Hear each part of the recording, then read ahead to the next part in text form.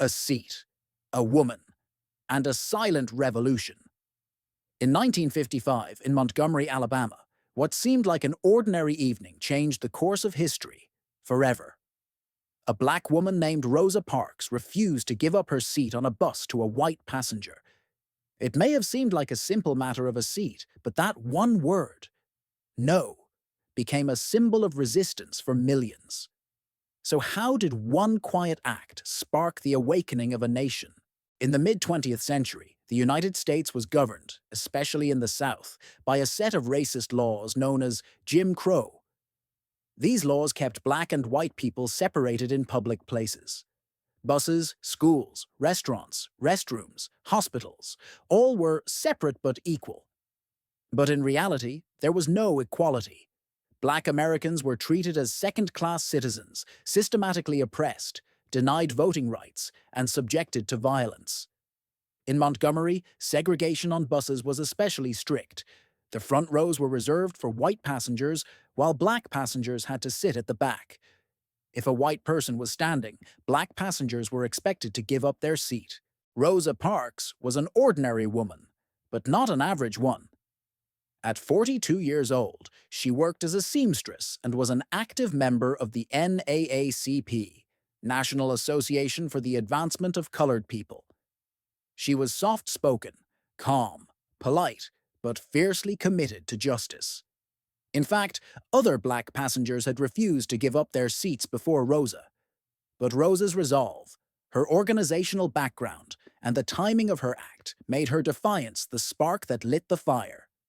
On December 1st, 1955, Rosa Parks finished work and boarded her usual bus. As the bus filled up, a white man was left standing. The driver ordered Rosa and others in her row to give up their seats. 3 passengers stood. Rosa remained seated. The driver snapped, "If you don't stand up, I'll call the police." Rosa answered quietly, "You may do that." She was arrested. But her arrest would trigger a chain reaction. The next day, outrage swept through the black community. Rosa's arrest became a symbol of the daily humiliation faced by an entire people. Leaders gathered. Among them was a young preacher, Dr.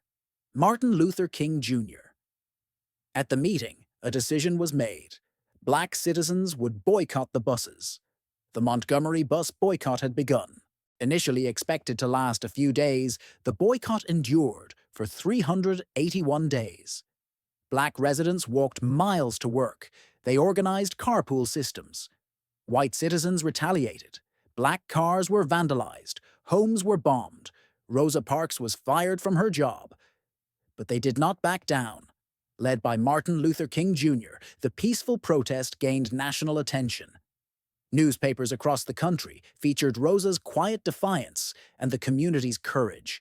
In December 1956, 1 year after Rosa's arrest, the U.S. Supreme Court ruled segregation on public buses was unconstitutional. Montgomery buses could no longer enforce racial separation. This wasn't just a victory for public transport, it was the beginning of the modern civil rights movement in America. Rosa Parks became an icon of freedom. Her silent stand inspired marches, laws, and a national transformation. Rosa Parks' legacy lives on far beyond her passing. The U.S. Congress named her the Mother of the Freedom Movement.